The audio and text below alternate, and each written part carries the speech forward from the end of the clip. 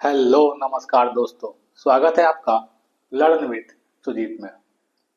आज है 5 अगस्त 2026 और आज के जितने भी इम्पोर्टेंट करंट अफेयर्स और उससे रिलेटेड जितने भी इम्पोर्टेंट फैक्ट्स बनते हैं हम आज इस वीडियो में डिस्कस करेंगे। सो वीडियो को बिना स्किप किए पूरा जरूर देखिएगा। चलिए फिर शुरू करते हैं आज का वीडियो। आज का पहला क्वेश्चन है, सर्वोच्च न्यायालय में मुख्य न्यायाधीश समेत न्यायाधीशों की संख्या 34 से बढ़कर कितनी हो गई है? इसका सही आंसर होगा ऑप्शन सी 38। सर्वोच्च न्यायालय में चीफ जस्टिस को मिलाकर यानी कि मुख्य न्यायाधीश समेत अब न्यायाधीशों की कुल संख्या 34 से बढ़कर 38 हो गई है। इसमें एक जो होंगे वो चीफ जस्टिस ऑफ इंडिया होंगे और बाकी 37 अन्य न्यायाधीश होंगे। अभी जो हमारे वर्तमान में कानून मंत्री हैं अर्जुन राम मेघवाल। हमारे कानून मंत्री कौन है? अर्जुन राम मेघवाल। तो वर्तमान में जो हमारे कानून मंत्री हैं अर्जुन राम मेघवाल, उन्होंने उच्चतम न्यायालय न्यायाधीश संख्या संशोधन विधेयक 2026 को संसद में पेश किया, जिसे बिना चर्चा के ही ध्वनि मत से पारित कर दिया गया है। इसलिए अब सर्वोच्च न्यायालय में मुख्य न्यायाधीश को मिलाकर न्यायाधीशों की कुल संख्या कितनी हो गई है? 38 हो गई है। तो इसका आंसर होगा ऑप्शन सी।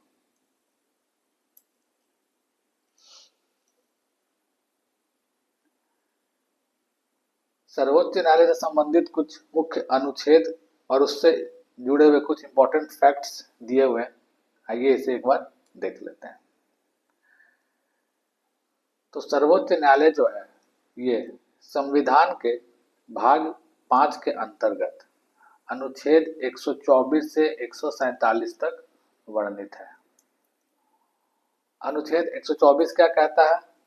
तो अनुच्छेद 124 सर्वोच्च न्यायालय की स्थापना और गठन करने की बात को कहता है। अनुच्छेद 129 सर्वोच्च न्यायालय का अभिलेख न्यायालय यानी कि कोर्ट ऑफ रिकॉर्ड होना यह बताता है।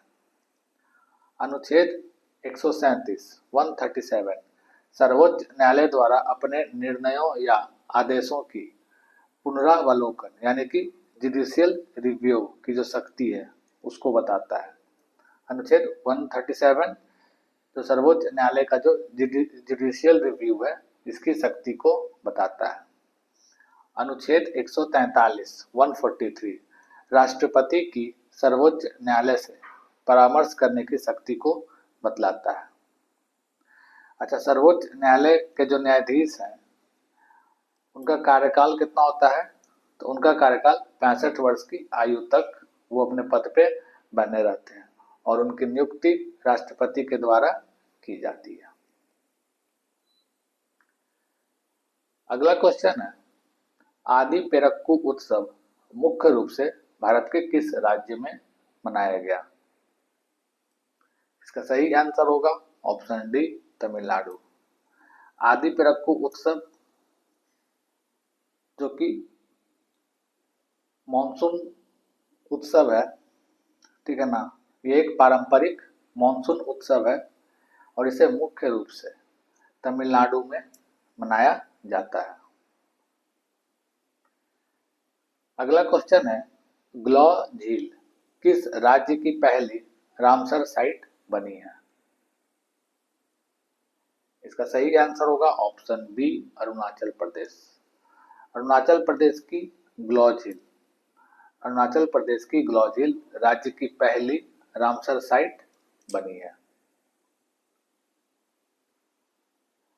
बात करें रामसर साइट्स की तो यहाँ पे एक रामसर कन्वेंशन है जो कि आर्द्र भूमि के संरक्षण के लिए 2 फरवरी 1971 को रामसर जो कि ईरान में स्थित है वहां एक आयोजित की गई अंतर्राष्ट्रीय संधि है।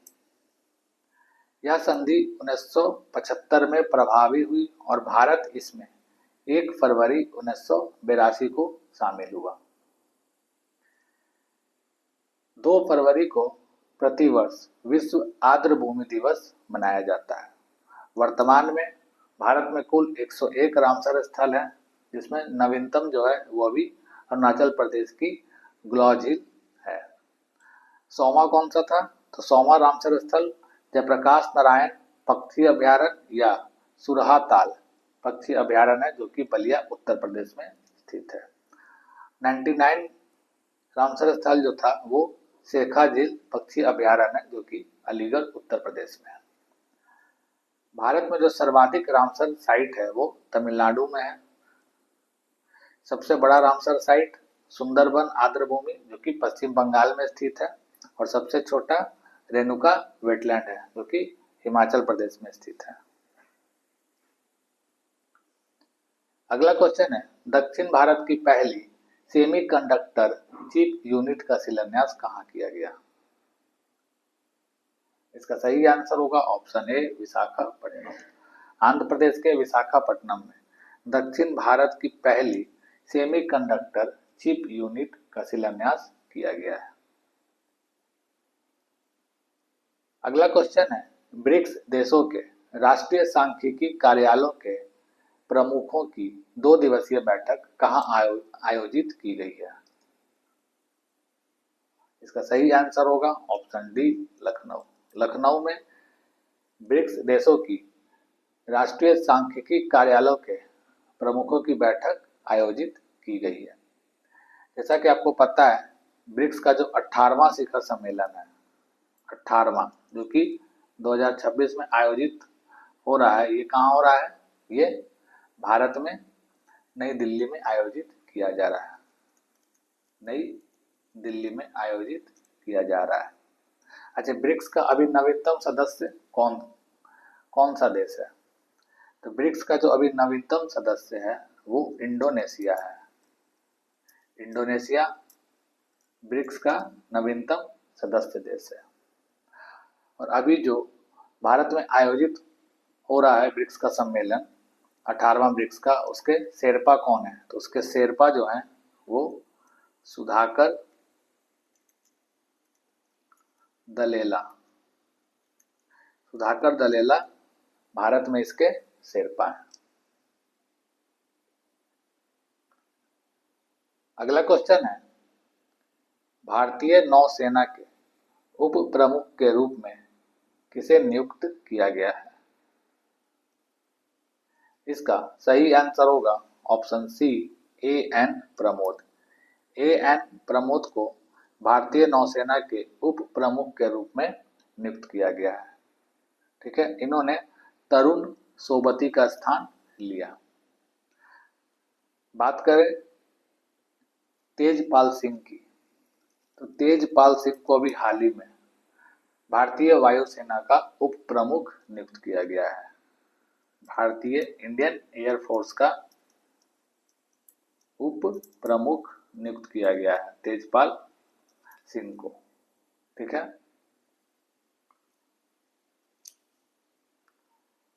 अगला क्वेश्चन है, भारत की राष्ट्रपति द्रौपदी मुर्मू ने कहाँ जगत गुरु कृपालु विश्वविद्यालय का उद्घाटन किया है? इसका सही आंसर होगा ऑप्शन ए कटक। राष्ट्रपति द्रौपदी मुर्मू ने कटक में जगत गुरु कृपालु विश्वविद्यालय का उद्घाटन अभी हाल ही में किया है। अगला क्वेश्चन है, भारतीय अंगदान दिवस, जो कि प्रतिवर्ष 3 अगस्त को मनाया जाता है, के अवसर पर सर्वाधिक मृत अंगदाताओं यानी कि डिसीज्ड डोनर्स और अंग प्रत्यारोपण के लिए किस राज्य को सर्वश्रेष्ठ राज्य का पुरस्कार मिला है? इसका सही आंसर होगा ऑप्शन सी तमिलनाडु। अगला क्वेश्चन, भारत के पहले सरकारी गारंटी वाले प्रोटेक्शन एंड इंडेमिनिटी बीमा उत्पाद का संबंध किस क्षेत्र से है? इसका सही आंसर होगा ऑप्शन बी समुद्री और शिपिंग क्षेत्र। आज का अंतिम प्रश्न है, अगस्त 2026 में इंडिगो के नए मुख्य कार्यकारी अधिकारी सीईओ के रूप में किसने कार्यभार संभाला है? इसका सही आंसर होगा ऑप्शन डी, विली वॉल्स। वहीं अगर बात करें जैस्मिन लंबोरिया की, तो अभी जो कॉमनवेल्थ गेम्स 2026 का जो समापन समारोह हुआ, एंडिंग सेरेमनी, उसमें ये ध्वजवाहक थी, जो कि एक बॉक्सर है।